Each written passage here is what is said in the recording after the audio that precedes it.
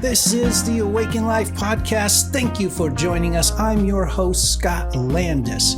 How can you live an absolutely fulfilling and purpose-filled life, maintain a passionate, intimate relationship, all while raising kids and growing multiple streams of income? That's the big question we seek to answer on this podcast by interviewing people who are already doing it.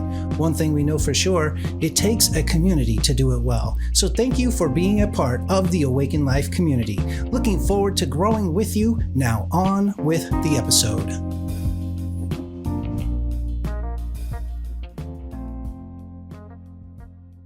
Welcome to the Awaken Life podcast with Scott Landis. And today my guest is Adam Packard, and he and I met recently on LinkedIn. We've been getting to know each other, and he has a really cool way that he helps people on LinkedIn. And Adam, welcome to the Awaken Life podcast.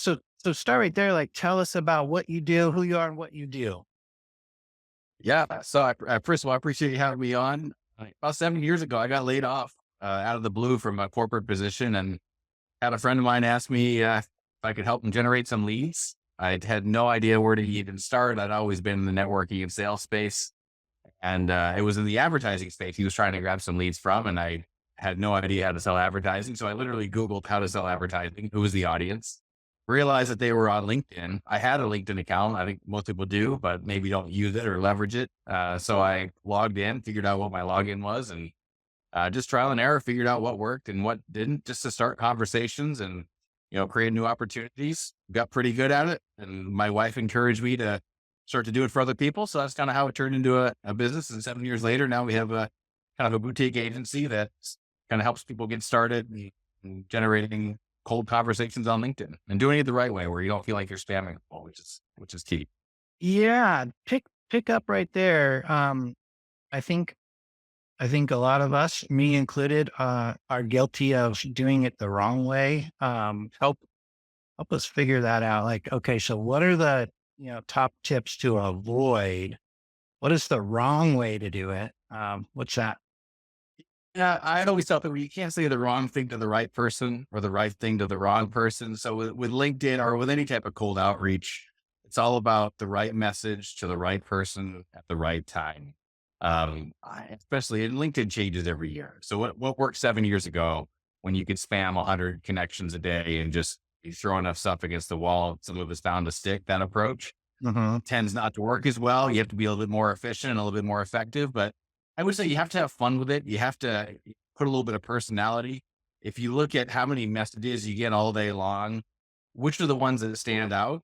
And that's really kind of what you want to model. And I would say 90% of the messages out there on LinkedIn that you receive are usually the same type of, hey, we have mutual connections. I would love to add value to your network. The standard, LinkedIn suggested you as a connection. Maybe we should link up. Just kind of boring and blah. Have some fun with it. You have to put a little personality into it. And again, it all comes down to, do you have the right audience? Business owner is not a target. C-level executive is not a target. You have to really dial in your avatar because your messaging needs to be relevant to that audience. And then you have to have a good offer. You have something that's unique and different. So if I'm working with a leadership coach and they tell me that they help C-suite executives overcome imposter syndrome, I'm pulling my hair out because that's just white noise on LinkedIn. You have to, almost like a Tony Robbins pattern interrupt. You have to give them something unique that gets their attention and creates that engagement. But the key is creating engagement. I always tell people on LinkedIn, you can't sell somebody a message. And your only goal on LinkedIn should be to start conversations and create engagement. That's the starting point. And that's what most people fail at, is they just try to connect and pitch, and it just fails miserably.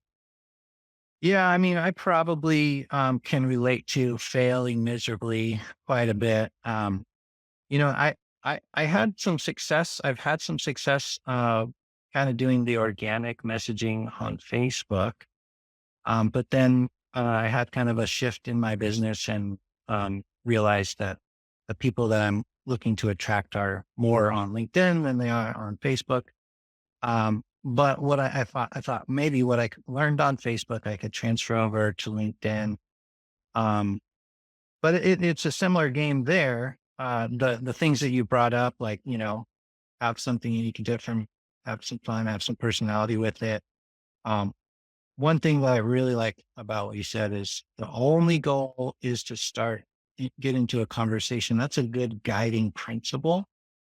Um, but at the same time, I'm still like, I, I mean, what sounds so simple in your mind, probably for me is just like, I am really struggling to connect it. Because even when you're not, uh, even when, okay, let's say, let me do it this way.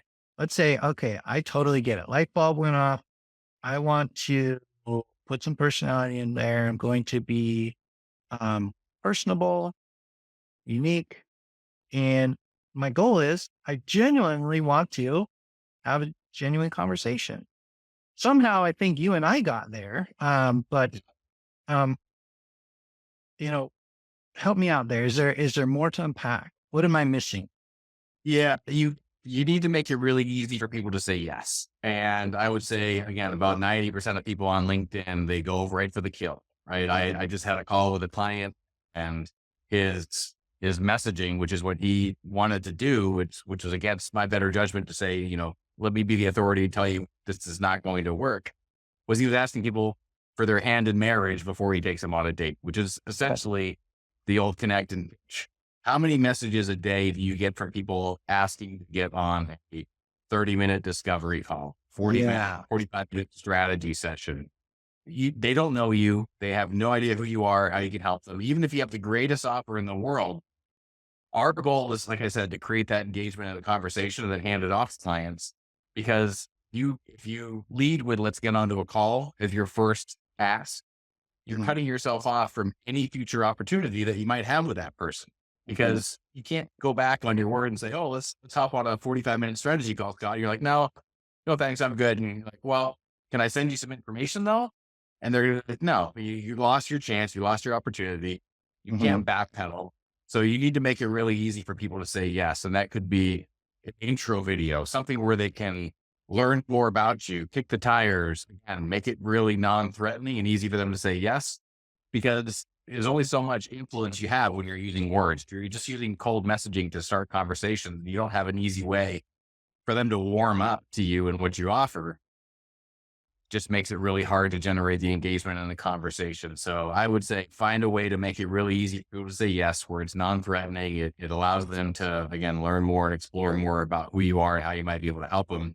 Because if you look at influence, 7% of influence is your words, right? Which is kind of how we're getting the conversation started. But to move them through to an offline Zoom or a conversation, you've got to give them something that shows them body language, it shows them tone, and gives them some energy and makes them excited to maybe want to have that conversation with you. So instead of just going right for the kill of, hey, let's hop on a strategy call, give them something that showcases who you are and what you do, and give them a chance to kind of lead themselves out if they're not a fit. Okay. Okay. So yeah, something you said reminded me of what did work on Facebook that doesn't seem to be working on LinkedIn. One of those things is I was taught, I didn't just like try and figure it out. I had, coach, I hired somebody, got some training, and they were saying, okay, yeah, just lead with value. I mean, people are on Facebook to connect, to see friends and family's pictures, but they might learn something there. They might be entertained, infotained, you know. Right. So provide something of value. And so what I would do is, put something of value up somewhere and then message them, say, hey, thought you might like this. And that would get some engagement going. And if they responded with, some level of, oh, it's cool, appreciation or whatever, then you might be in a conversation. So I instantly, came to LinkedIn. I'm like, okay, I'm going to just, send people stuff and say, hey, I thought you might like this. And it has been crickets or, people are like, why are you bugging me? I mean, I guess I sound like everyone else if I do that. What worked on Facebook didn't work on LinkedIn. Why?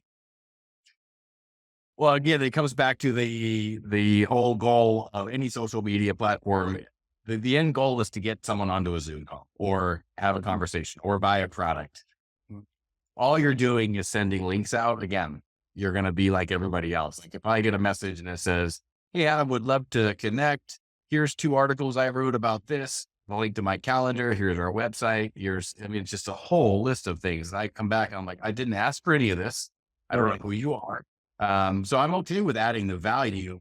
But again, if you come back to the whole goal of LinkedIn is to create engagement and to create conversation, just by sending links, you have no idea usually who's clicking on these links. You're not creating any engagement. You're not creating any conversation. Your goal should be, again, to start the conversation. You can't do that by just spamming links. Okay, I'm starting to connect the dots now. Okay, so the I didn't ask for this response. Like maybe before I send a message, I need to ask myself, did they ask for this?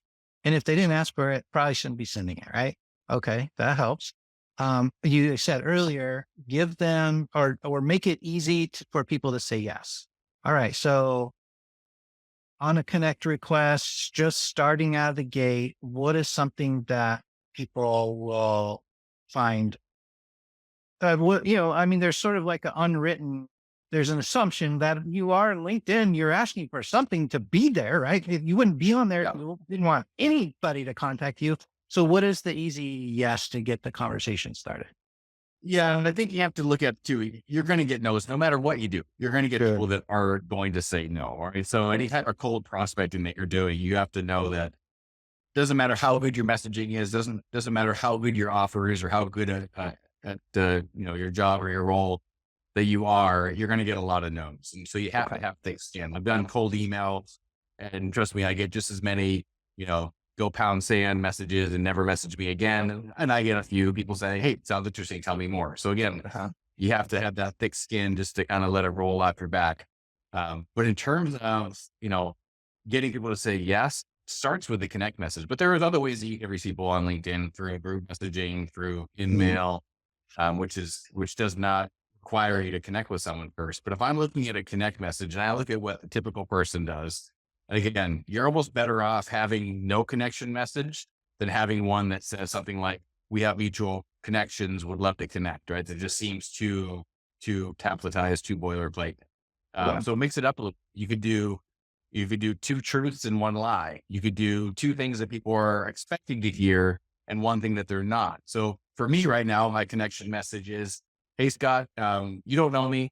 I post, interesting content around generating conversations from cold strangers, lessons from my days working with a motivational speaker, and life lessons I'm learning as I learn the sport of pickleball. If that interests you, let's connect. If not, send me your best info. And I get a great response rate because number one, it's different from what everybody else is doing, and it gets that conversation started. Mm-hmm. Yeah, that's great. And so your 2 truths and a lie. So you just mentioned 3 things there. One of them is not true, but you don't even. Well, no, that was yeah. So that was a different version. So that was 2 things that people are expecting to hear, and then 1 thing that they're not expecting to hear. So I've got a client that does, I share, leadership stories and thought leadership around personal development and stories of trying to do yoga on a paddleboard. So Gotcha. 2 things that they're expecting to hear, 1 thing that they're not. The 2 truths and a lie. 2 of these things are true. 1 of them's not. The first is I'm going to add a ton of value to your network. Second is you can ask me any question about LinkedIn. Third is I'm immediately going to pitch you once you can accept the connection request. And they accept it and say, I accepted because I'm hoping number 3 is not true, which is obviously the truth because we don't like to pitch right after connecting. Love it. Okay, cool. So, I want to dig into a little, as I do on the show, a little bit of who you are, a little more personal. But before I shift gears there, so far, and we'll get back to it, I think. But if somebody's interested, sounds like you might be a good solution if somebody's like trying to figure out how to win on LinkedIn, how to get more contacts, how to get into more engaged conversations. What would you like them to do to start working on that with you? Yeah. I always tell people, I always like to have calls just to kind of see, it has to be as much we're a good fit for you as you are a good fit for us. Back when I started doing this, anybody that had a credit card and a LinkedIn account, I would say yes, and we try to figure it out. Now we're a little bit more selective to make sure we bring in the right people. I would say that the three things that someone needs in order to have success on LinkedIn is first thing is you have to have your audience dialed in. That's going to be, as niche as possible. Like I said before, a business owner is not a niche. So try to dial that in. Look at your last 5 or 10 clients. What do they all have in common? How do we use that as leverage? The second is, what do you have that's a unique differentiator? Doesn't matter what business that you're in.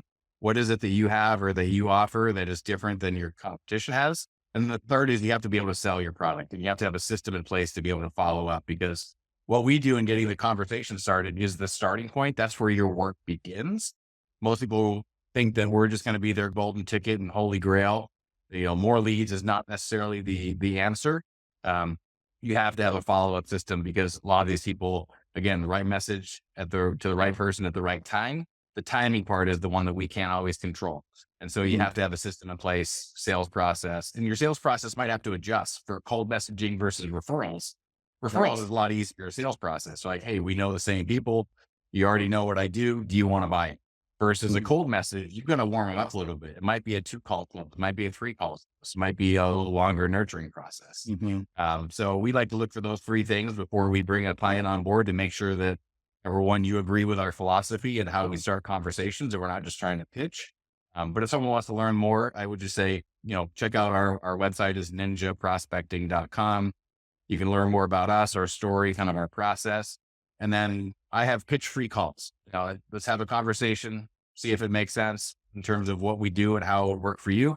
And if you'd like us to share more about what it looks like to work with us, we'll share that. But in the days of the high pressure sales, especially when we're messaging people cold, just does not work. So I'd say that's probably the best approach. Yeah. And I can confirm that, because as I mentioned at the top, I've had a couple of conversations with you, and I would definitely confirm that, the very natural, organic conversation doesn't feel salesy or pitchy at all.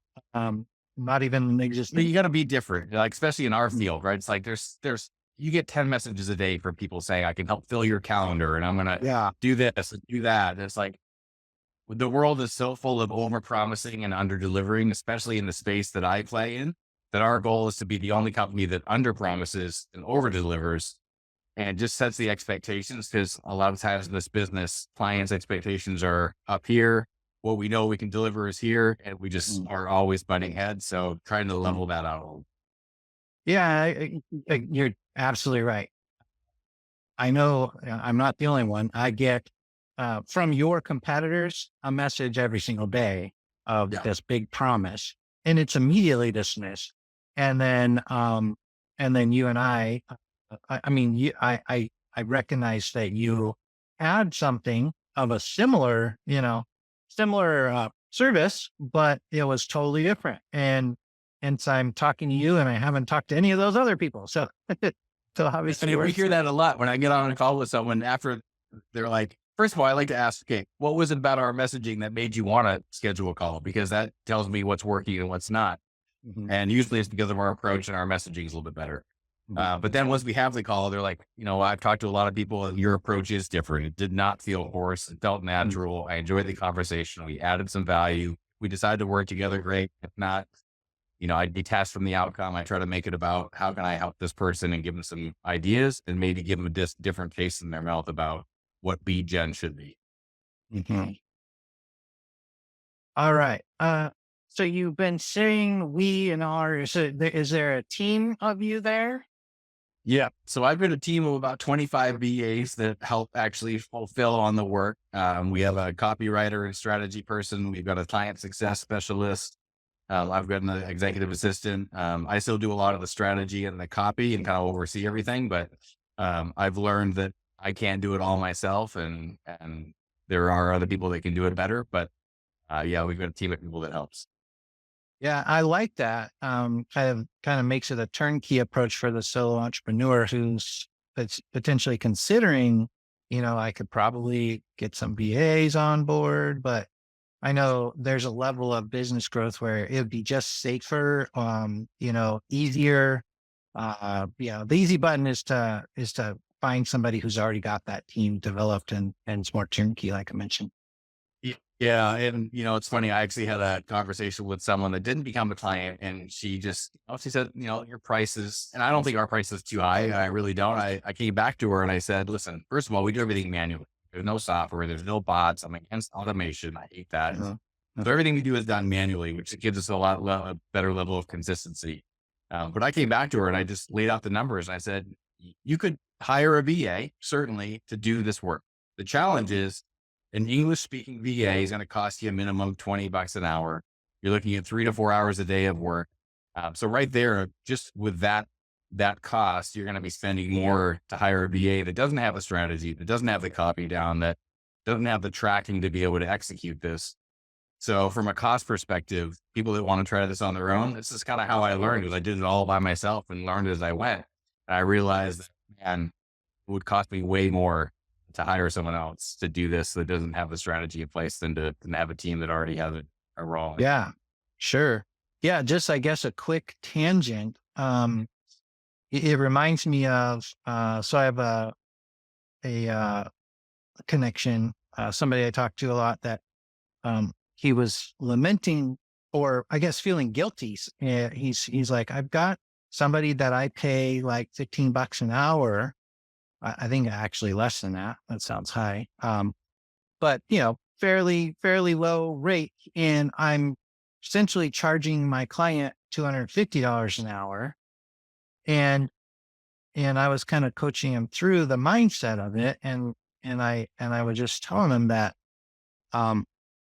the person that paid you, I think they're paying like a couple $1,000s a month.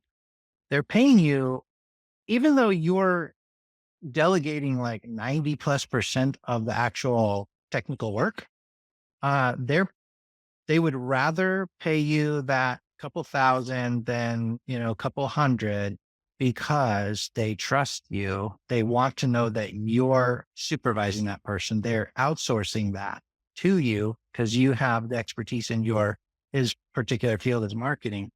But I think that might be something that someone listening, growing a business, solo entrepreneur, moving into, like, I just hired my first VA and now I'm experiencing all this freedom, and now I'm raising my prices, but I'm also, all that growth part. Can you relate to that? Did you ever go through that crisis of like, I don't know about this. Like, I'm increasing my prices. Like, I could literally tell my client to just go get it themselves and they would save so much money. But, any connection with that story? Yeah, no, 100%. I would say, people join us and invest with us because they want our expertise in our brain. The manual work that we do is just part of the process. That's the execution part. But the part that people are really paying us for is, help me write a message that's going to get a response. Right? Mm-hmm. That's the golden nugget. That's the piece that people have a hard time with, is let me get the strategy in place. Let me get the copy down. Let me get the targeting right. And then the execution part, yes, that can be outsourced.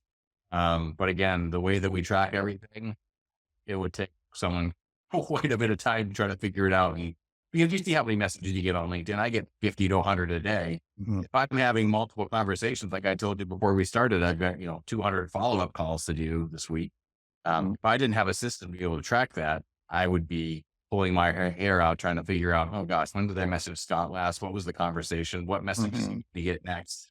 What are the next steps? So can totally relate to that. It's almost like, you hire a carpenter to hammer a nail and fix something, but you're not paying him for the 10 seconds it takes him to hammer the nail, and you're paying him for knowing exactly where to hammer. Exactly. That's a good illustration. Are you a business owner who's looking to sharpen your performance in health, wealth, and relationships? And do you want to take your leadership skills to the next level and grow your business to new heights? If so, I have something special for you. That's right. I'm talking about Awaken Life Academy, the Just Show Up training program designed to help you achieve your full potential as a leader and entrepreneur. Based on a Harvard Business Review study that showed the importance of regular and consistent training during times of economic hardship, our program is tailored to meet the specific needs of business owners like you who want to improve their health, wealth, and relationships while building a successful business, even in hard times. Our expert-led training sessions will provide you with the skills and the mindset needed to succeed in all areas of your life. We'll help you develop a strong leadership style, improve your decision-making skills, boost your confidence as a business owner. You'll also learn how to balance your work and personal life, maintain good health, and build strong relationships with your team, clients, and loved ones. With just one group session a month, you can join our community of like-minded business owners who share your passion for growth and development. Our group training format provides a supportive community where you can collaborate and learn from others, develop the personal discipline you're craving, and the determination to improve every aspect of your life and business. You'll receive ongoing support and guidance from our team of experts and the community, as well as access to exclusive resources and tools to help you achieve your goals. Don't settle for mediocrity. Join the Awaken Life Academy today and start unlocking your full potential as a leader and entrepreneur. To learn more or to register for the next group session, go to awakenlifeacademy.com.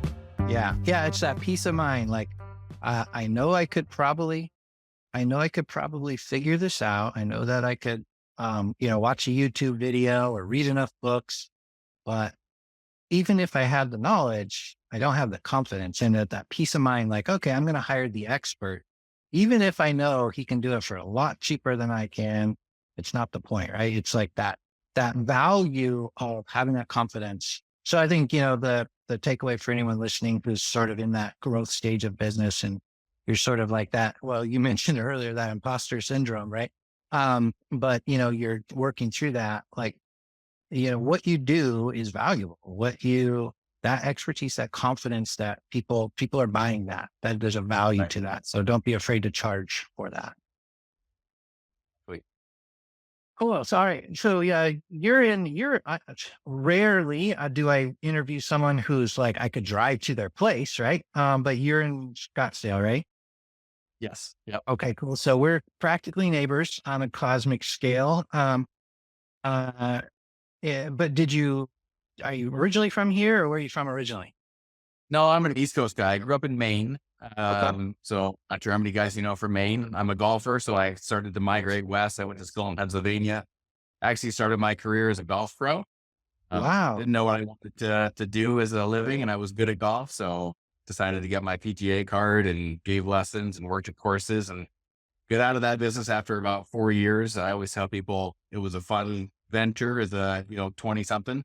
But you work long hours, you don't make any money, and you never play any golf, which is why I got into business. And an opportunity came up. My brother actually went to Arizona State out here, and my parents retired out here, and I had an opportunity to leave the golf business and start working for a motivational speaker, which is a complete shift. So that's kind of how I get the whole personal development space. And I traveled around, and I was the guy in the back of the room selling the product and getting to shake hands and meet the Jim Rohns and Tony Robbins and Brian Tracy and Ziggs. So it kind of opened my mind up to, boy, I could be doing a lot more than what I'm currently doing. And so I kind of got down the entrepreneur path, and here we are today. So. Oh, okay. So the one that you worked for wasn't one of those big names, it sounds like. He was a big, so Tom Hopkins was the speaker that I worked for. He's a sales trainer. Has been speaking for 40 years. So, it was an interesting experience. It was a lot of fun. I met a lot of great people and it just kind of opened my eyes up to the whole personal self-development space. And yeah, it was a fantastic opportunity. I definitely recognize the name. I'm thinking about way back in a sales job I did a while back. And then we were given these sales training videos that were on VHS, and they looked old. It looked like they were recorded in the late 70s, early 80s.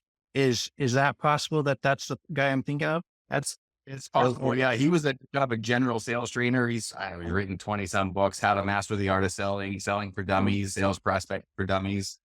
If you Google Tom, he's been doing this for years. He actually started just doing real estate sales training because he started selling real estate when he was 18 or 19 and set all kinds of records in California. So he got asked to speak. And then it turned into general sales training. And so his market was always like newer salespeople to kind of give them the basics of sales training. All right. Cool. So how long did you work in that field? Gosh, I worked for Tom for 6 or 7 years. Okay. While I was working for him, I got introduced to a network marketing company and had always said, "No, I'm never going to do one of those, pyramid deals," but it was a great product, a great service. And it actually worked out well because all of my target clients were salespeople. And so at every seminar I would go to with Tom, there were 500 or 600 people in the room. I would just go network and shake hands and grab business cards and then come back home and make calls and follow up with people. So it was a kind of a built-in pipeline of prospects. Yeah. So I stuck with it, probably longer than I should have, but it was an easy way to build my network marketing business. So what was the number one thing, if you can boil it down to it, that you took away from your 6 or 7 years following Tom around? Follow up, 100%. I see so many people that fall short on that. I have clients today that I followed up with for, a year or two. And the only reason why they finally came back was I was the only one that followed up with. I think too many people, they make one call or they follow up once or twice. And again, it comes back to the right message to the right person at the right time. Timing is something you can't control. I always tell people a broken clock is right at least twice a day. You just got to find when that right time is. But I would say follow up and sticking to a system to be able to manage those conversations and build a pipeline of people. Build a pipeline that you can nurture over time, and then you'll never run out of people to talk to. All right. So that makes me think CRM. I mean, is there any other, besides a CRM that has some bells and whistles in it, is there something else you would say we need? Yeah, just be different. I mean, yeah, CRM is key. And I would say half the people I talk to don't have a CRM, or they have an email system. And I'm like, that's not a CRM. So if someone says, this sounds great, but, ping me at the end of June, you're not going to put that in your calendar. You're not going to put it on a stick. You have to have a detailed way to follow up people. And my follow-up process is individualized for each person. It's based on the conversations that we've had. It's not, oh, I had a conversation with Scott, so I'm going to lump them into this big pile of people and I'm just going to mass message them all at once. It's more individualized, and that's kind of our approach. But having a CRM is key. I would say just be a little bit different. Send funny, GIFs. And, I'm still a believer in sending actual, not direct mail, but personalized cards, because we live in this digital era where, it's all text, all email, but when's the last time you actually got a personal card in the mail from someone that isn't trying to sell you something? And it's not junk mail. It's just such a small percentage. So just think different, think outside the box. Old school works great. Even picking up the phone and calling someone, you'd be surprised at the results. Yeah. And you mentioned earlier, the kind of client that you choose to work with has a sales system and a way of tracking that. So that, it seems like you must have a lot of understanding and know-how about follow-up. You've mentioned some things. Is there anything else? Like, I just want to, I don't have the opportunity to talk to somebody who's really an expert. It seems like you're an expert on follow-up, whether you would want to admit that or not, that you are to me. What else would you say, those of us who are, just getting into the CRM and the follow-up sequence and maybe sending out some mail, follow up on their snail mail. What other keys are there? Yeah, I think there aren't enough people that know their numbers, right? How many people are you talking to on a regular basis? And I've done this for 20 years. How many conversations did I have today? How many of those conversations did I actually make an offer? How many of those offers became clients? If you don't know your numbers, it's really hard to gauge where you need to, put more effort, right? If I'm generating a lot of leads, but they're not converting to appointments, I know where the disconnect is. If I'm generating a lot of appointments, but it's not leading to clients, I know where the disconnect is and where I need to work. So knowing your numbers and then having that system in place to realize that, you have to build a pipeline of people. You can't just go in for the kill and try to sell everybody right away and never follow up. Knowing your numbers and having a system in place to be able to nurture those people over time is missing quite a bit in business today. Yeah. Yeah, those are good. So, but it sounds like somebody who's struggling with all that stuff, you would advise them to get that stuff figured out before they would do the service that you do with the LinkedIn. So where would you point them to? Like, go get this CRM, or I mean, what would you tell them to do, and then Yeah. come back and see me after you've got it figured out? It's a great question. I always tell people the best CRM or the best follow-up tool is the one that you're actually going to use. Right? It doesn't matter if you use the one that I use. It matters that you're actually going to implement the one that you have. So there are tons of options out there in terms of, different levels of, detail on what you can do with CRMs. For me, it's about just keeping it simple. I like to have ones that I know I can actually connect it right to LinkedIn. So if I'm talking to someone, I can push a button and it brings it right into my CRM. So we actually help clients set that up if they need it. The one that I use is called Pipedrive. It's been around forever. It's simple. It's inexpensive. It connects to LinkedIn. But again, it comes back to you need to simplify in the beginning and then add the bells and whistles as you go. But that's actually something we help people with. If you don't have a CRM, it's not hard to set one up and just kind of show you what we do and kind of model our follow-up Okay. because people, they need to have that in place for sure. But it's part of our process. It's kind Mhm. of a little value add. Okay. So if they don't have that already, then you can work with them as long as they can get it set up. Yeah.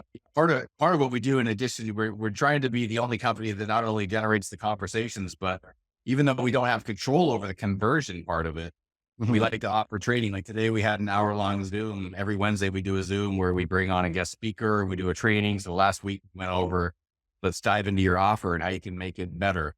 Let's dive into here's our follow-up process and what we do. Today we had a trainer that just does sales training. So we went through what your sales process needs to look like because it's going to be different for cold prospects as it is for referrals. So, we do the conversation starting, but we also try to add some value and give some resources and tools to be able to help on the back end as well. That sounds like a great call. How do we get in on that? Yeah, that's part of the program. Anybody that's applying gets access to it. All right. So it's just for your clients. Just for clients, yeah. All right, cool. I mean, there's no like, hey, I'll buy access to the training call. There's nothing for that. You can come on anytime. If someone wants to hop on a training call, it probably won't make as much sense because you kind of have to get the conversation started to leverage how do you convert them more. But down the road, we're probably going to come up with something where it's more of just a training and instead of it being a done for you service, be more of we'll show you how to do it so you can execute it yourself. Because we want to have a lower price point offering where someone that's just getting started can implement all the stuff that we're doing and plug into all the training that we have, but do it at a lower price point. Well, I might, I'll volunteer as your beta test for that. All right. Perfect. All right. So so you're in Scottsdale, married with kids. How old are your kids? I've got two stepsons that are 20 and 18. And then we have a 7.5-year-old, my wife and I together. Okay. And was that a girl, the 7.5-year-old? No, all boys. We have all boys. Okay. And so does he go to school or homeschool or? Yeah, he's in school right now. He's a first grader. He plays soccer, plays baseball. He's huge into soccer. He's got all the jerseys ever since World Cup started. I think we have 14 soccer balls in the house now. So, oh, wow. Did you play soccer? A little bit, not much. I'm a golfer and a tennis player and basketball are kind of my sports, but, we're out in the park every day playing soccer now and love it. Nice. A quick side note, as a tennis player, have you gotten into pickleball? I'm playing tonight. I need to get plugged in. I got some friends in the neighborhood. It's so addicting. I have a friend that joined a club right across the street, and I usually get out there once or twice a week with him and play, and it is a blast. And I use that in actually my messaging on LinkedIn as well. Like I said, apparently I'm the only person on the planet who hasn't done it yet. But yeah, when you come, I mean, I've only been in Arizona a couple of years, but I remember the first time I saw a lit up, like, miniature tennis courts as far as you can see. Like, what the heck is that? Like rows of pickleball courts with great lighting and I'm like, what is that nonsense? apparently it's a Yeah. big deal, and which I've Like learned you, from. yeah, I think there's more pickleball players now than golfers, which is Wow. crazy. But if you play tennis, I mean, the guys that I play with were like, "Did you play tennis in high school?" I'm like, "Yeah." You can tell because you can pick it up faster and Sure. hit some smash shots, and makes it a little bit easier to pick up. Yeah, I definitely need to get on it, but yeah, maybe do it. All right, Just be so prepared to be addicted to it. Just so you know, you're gonna love it. I have not heard anything to the exception, so I'm prepared. Cool. All right. So number one advice being, and by the way, how long have you guys been married? We've been married 8 years. All right, cool. So the number one advice for a married entrepreneur with some kids and doing the whole thing and trying to keep everything together, that's always a big question on the show. What would you say is your, what makes it work for you? Yeah, for me, I'm an early riser. I like to get a couple hours of work in before everybody gets up. So I get up at 4 every morning and work for about 2.5 hours before the little guy gets up. Mm-hmm. So for me, that works to be able to kind of have some quiet time because a lot of the work I do is creative and I need to be quiet and just do some writing. Mm-hmm. So that's a key for me. But again, family comes first for me always. So I pick my son up at school. I'm usually done working by 3:30. So we can have family time, but find people that you can delegate certain things to that you don't have to do it all yourself. I think in the beginning, I mean, especially the first few years of doing this business, I was doing it all myself from prospecting to sales calls to fulfillment to, client satisfaction and getting on calls with clients. So trying to find team members and not feeling like you have to do it all yourself. That people will actually potentially do it better than you could. Mm-hmm. And leveraging some of the, reinvesting back into your business into people that can help you grow and take yourself out of the business. So I'm trying to move to that stage where I'm more of a business owner versus the business creator. Mm-hmm. And that's a big transition to make, but it's piece by piece. Yeah, I think, I mean, I'm just brand new into, hiring that first VA. I've got a few, I've got a team that's developing anyway, and they all work together, which is good. They can, manage projects. Uh, on the very cusp of that though, it feels like a huge risk. Like I'm not financially ready for this, but my business brain, my CEO brain says, no, this is what you need to do. If you want to stop being a solo entrepreneur and be a business owner, this is what you need to do. And of course, being a business coach for the last 2 years, I've, definitely encouraged people to do it, but it's harder to eat your own medicine, right? Yeah. So I'm new into it. Well, how long ago was it when you hired your first VA? The team that I have that executes all the work, I've been working with them for about 4 years now. Mhm. So in the beginning, it was on me. I was doing it all myself. So that was the first investment was hiring out the actual execution of the work. About a year ago, I brought on my executive assistant. So she helps with just some of the day-to-day stuff, when we onboard new clients and sending out the emails and doing some of my content engagement on LinkedIn. So things that are not the best use of my time. Mhm. You have to be okay with letting go of some of the ego. Like, I'm the only one that can do this and I can do it better than everybody. So let go Mhm. of that. Mhm. I recently brought on another person to help just be more forward facing with our clients so she can stay with them. And I don't need to be the one always getting on calls with everybody. I can have a team member do that. And if she needs me, I'm here. Nice. But yeah, it's just about stepping outside of your comfort zone and trying it, testing it. And you're better off testing and doing things than to keep things the same. Otherwise you're never going to grow. Yeah. And ultimately the why behind it is so that you can pick up your kid at, school and drop them off and Yeah. all that stuff. And to Like tackle it last out. week, we were gone all week. I mean, we had, we were on vacation all week. And, Mm. in the past, I would have had to, every morning I get up and I review every client's, sheets and send them all their leads. And now I have my team member that does that. So Nice. I found that that's not the best use of my time. So even when I'm gone, I can still see that things are going on, which is a good feeling. Mm. So next step is to get myself out of the sales part. That's a whole another first step is get myself out of the operations and the fulfillment. And then from there, how do I outsource some of the sales and then become more of the visionary, because I have ideas I want to implement and I don't have the time to do that if I'm doing all the day-to-day work. So, I highly encourage people to, if you're a Disney fan, being at Disney, I watched the documentary on how Walt Disney started Disneyland. Okay. He didn't know you, but he said, here's my idea. Here's my vision. He just found people to go execute. That's kind of what you get to as a business owner is you have these ideas, you have this vision. You don't always have to be the one to create that. You just need to find the right people to execute it for you. Yeah, that's great. So anybody listening is on the fence, we're encouraging you to do it.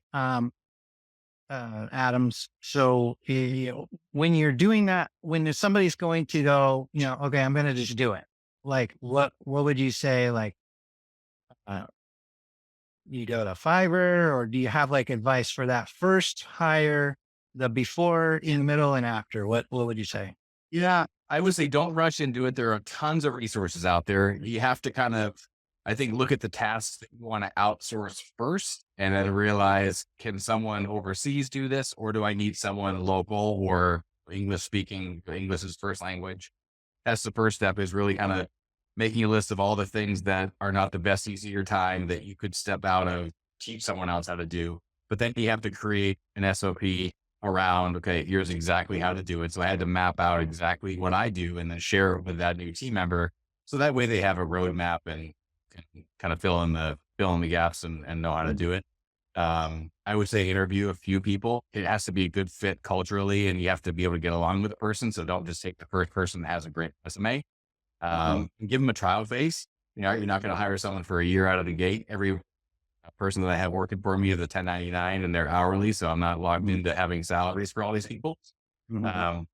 Starting small and giving them kind of stepping stones and maybe cutting them into, performance-based opportunities as well. But start small, give them some things that they can do, that you're okay with outsourcing and kind of monitoring. But at the same time, don't micromanage, right? You have to let them do their thing and make mistakes, and then they're going to learn from those mistakes. Yeah, that's great. Only thing I would add to that is it kept me from starting for the longest time because I didn't have my SOPs all there. So I would say if you're like me and you're like, you keep putting it off and putting it off because you haven't got those SOPs dialed in. You're like, I don't have anything. I just, send something. Well, that's what I did. I just said, okay, I'm going to hire somebody to help me make the SOPs. And, we might have to stumble along a little bit, but the SOPs are getting created. We're basically building the plane that we're taking off. And, at least got the plane going now. Yeah, no, and you don't always have to, and some of the stuff we're working on right now, I basically told, one of my team members, I said, here's what I want to do, but you're going to own it. So I need you to create it and let me know what you think is going to work best versus me just telling you to do something. So give them some ownership over it, because if they're going to be doing the day-to-day on that part, I want them to feel like they know exactly what they're doing because they helped create it. So giving a little bit more ownership over it. Yep, that's good. All right. Well, we kind of jumped all over the place today. Adam Packard, ninjaprospecting.com. If you are, especially if you're someone on LinkedIn, you're wanting to know how to grow your LinkedIn presence, you're wanting to know how to connect better on LinkedIn, definitely go get a pitch free call from Adam. Check out ninjaprospecting.com. Adam, final word. What do you want to, what's the last thing you want people to hear from you today? Yeah, I would just say, get out there, build a pipeline, look at prospecting. Cold prospecting can still work. It works very well, but you have to have the right approach, and you have to have some things dialed in before you start really pushing the envelope. But again, have fun with it. Don't attach to the outcome. Put some personality into what you're doing, and just believe in what you are offering, and you have great success. That's good stuff. Yeah, and I just want to encourage people to reach out to Adam, because he is he's very, just like you noticed here on the podcast interview. He is just like this in person and very easy to talk to and a good guy. So definitely reach out to him. Adam, thanks so much for being on the Wake and Life podcast. I appreciate you. Appreciate it. Thanks, Scott.